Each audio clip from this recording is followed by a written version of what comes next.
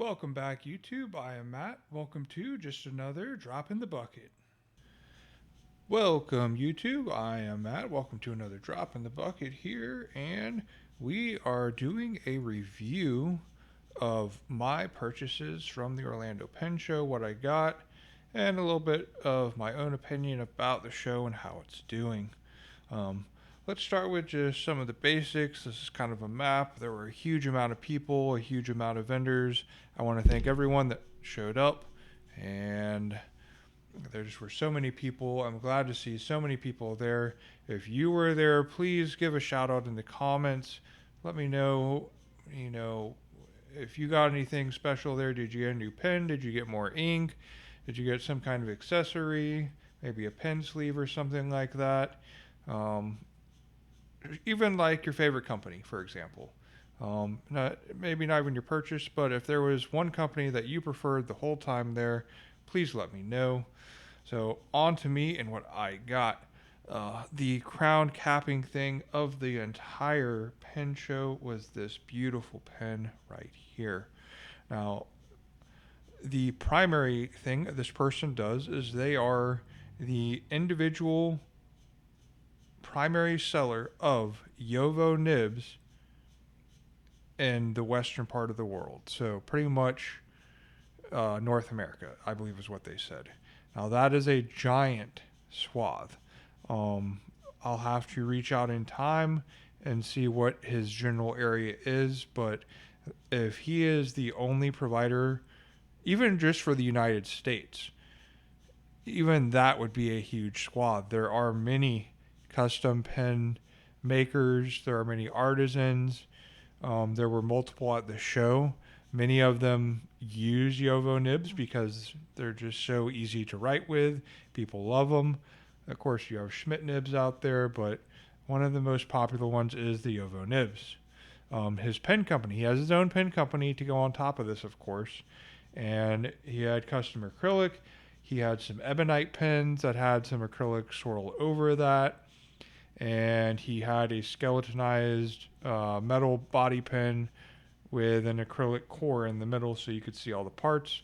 All of them are, of course, converter pens, and they were all beautiful. This is one of his largest models. You can see here it has a clip, it has cap rings, it has a body ring, it's a piston filler. I believe this to be one of his acrylic pens, as I think I said. I don't know if I would call this cigar shaped. Not quite. It's just a large body with a slight taper, and it has a flat finial and end cap. More about it. Let's have a look on the inside. Inside we see a number 6 Yovo nib, of course, and he does have a grip section that is more custom turned acrylic, mostly of the same color fashion. He has that ink window in there that you could see, and that is absolutely wonderful. It's a beautiful display of your current ink level, very capable, very useful. Of course, he just has the underneath the typical black feed, so you have that. This pen, I have it in a broad, anticipating putting shimmering ink in it. I did not on my first run, despite that being the core reason why I bought it in broad. I'll get to that eventually. Right now I have, I believe it's a lionfish maroon in there to match its just ink look to it, and it's acrylic look.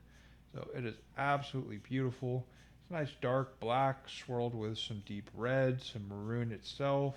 He has some kind of tannish pink in there. Oh, the swirls are just wonderful. It's not really that much of like a glittery pen. It's just got that kind of like lava flow look to it. It has the dragon theme that I love.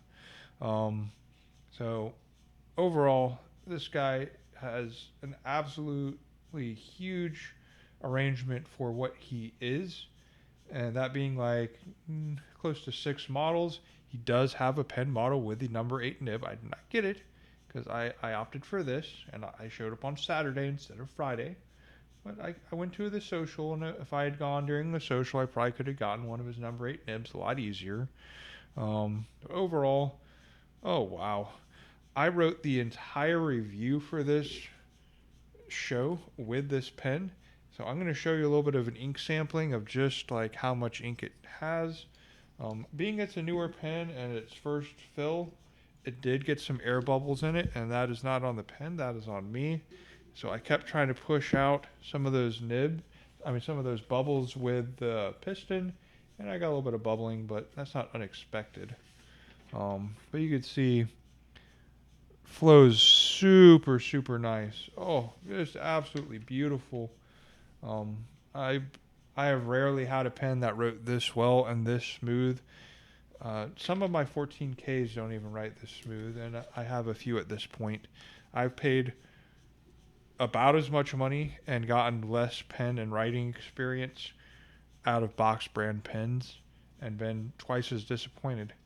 Um, On to better news. The letter writing social was one of my main things that I talk about several times in the Orlando Pen Show review slash experience. Um, it is the best way to get involved in probably a writing community between people, and they do have some of their own stationery and or postcards that you can buy from them, so you could start writing to people you already know if you join for what starts at $15 a month, and it kind of goes here and there and everywhere. You could go up to upwards of an annual fee for that and be part of a larger community. You can see there, even in here, it definitely has some gold foil on it. They have a number that are either shiny or not. A lot of colors, a lot of choices, a lot of different themes. Overall, that is one of the things I'm thinking about for the new year. Maybe if you join and if someone else says they joins, maybe we can get lucky and start writing each other. We'll see. Um, of course, one of the major places I stop at these pen shows, because it is also pretty much obligatory. They're one of our main Florida retailers. I visit them at least 2 to 3 times a year. Anamoya. What did I get from Anamoya this year? I got a lot of ink. Give me a second here. Well, not a lot of ink from them. Excuse me. I got a different company's ink, but from them, I did get the Octopus ink, and that was one of my favorite inks of all time. They are a German-based company. Octopus Fluids is the name of the company, and the ink is particularly fantastic. This, I believe, is a sheening ink, I believe is what they said. Sheening, maybe. Sheening or shading, one of the two. I haven't used it yet, but I love the color scheme, blue to orange. Absolutely killer. Sea Serpent. A lot like my dragon theme I like. One of the other things I got for sure from them is this wonderful thing right here. I got a Lockbee notebook system. I got it in the A5 size. I think it said this is the Traveler or something like that. Let me zoom out so you can get a kind of a full view of how large this thing is. So overall, there we go. This notebook system, so it starts off like this. It has a simple type of clasp that just kind of hooks inside of that loop. Inside you have easily enough room for at least one pen. I have one in there. I have a couple of bookmarks and ribbons. I have room for more A5 with their elastic system, and then they have a small Lockbee A5 size notebook. I think what I'm going to do, I'm going to leave that in, and for the second and main notebook, I'm probably going to go Lectern, because for the moment I don't want to go with the other main choice, which would be Clairefontaine. Clairefontaine also is the main producer of the paper for the Rhodia notebook of this size, so they are one and the same. Otherwise, I would get a Rhodia notebook. But being that I do not have my main choice, I've decided to go with the little bit thicker, more premium paper. When I do get it in, I will do a review on how that feels. It's going to be a lot bigger a notebook than this. This is maybe 20 pages total, so 40 back to back. Overall, did the Tomoe River paper that I used in this past year perform well. It did. I never had problems with ghosting, feathering, or any of that type of thing. But was I satisfied with it? I was not. Why? Probably simple, small stuff that most people enjoy. One, it's too thin for me. That's one of its main things that people love is it's so thin. They could have 1,000,001 pages and not much room. On the flip side, it's so thin that it is easy to impress in, and it makes writing a little bit more challenging for me, probably because I still have too heavy a hand. Again, this is totally on me, guys. It's, for whatever reason, I just don't like Tomoe River paper that much. And I have a multi-hundred page journal with it. I have the Techno Cousin, and that uses Tomoe River paper. I'm Tomoe River papered out. I'm tired of it. I'll try anything but the Tomoe River paper, which is why I was so disappointed with Lockbee, because that's all they use is Tomoe River paper. So moving on from the Lockbee, I'll definitely be getting a lecture notebook of that size, which is much thicker and better. Again, this is from Anemoia. The next thing I got, which is the last part of my purchase from them, was a Wearing Gold glass dipping pen. And I won't bother to show you the box because boxes are kind of ordinary. They don't really have anything special. But I will show you the pen here. That is what their new pen looks like. Now, it does have a little bit of a bulb top, so I could probably use that as kind of like a mud smudger a little bit if I'm careful. The bottom is a typical twist type spiraling nib, so that collects the ink pretty good and gives me at least several lines of ink while I'm dipping. If you've been watching my channel at all, which there's not that many of you, but there are some that have, you've stuck around for quite a few videos now. And if you have, please let me know in the comments that you're one of my watchers and that you like my video or that you don't, what you wish you could see more of. You know that I have gone into dipping pens somewhat, dipping nibs, more of like the classic style along with the glass, and I enjoy it. My other members enjoy it as well, and I gotta say, I'm in it for the long run. I enjoy the dipping pens as much as I do even fountain pens, to each their own, and they each have their own purpose in my own opinion. Now, the main person I got ink from, I misspoke earlier, was not Anemoia, but Anderillium, which is the main company there from Florida that is making ink right now. So I'm going to show you some of the boxes. Their bottles are all kind of the same, but you can get a general idea of what some of their colors are based on the boxes. They are very similar to the pictures that they show and what the colors come out looking like. So here I have the 5 main colors I got. I did get one more from someone else, but we'll go over that in just a minute. Anderillium is kind of a new ink company. They've been around for a few years now.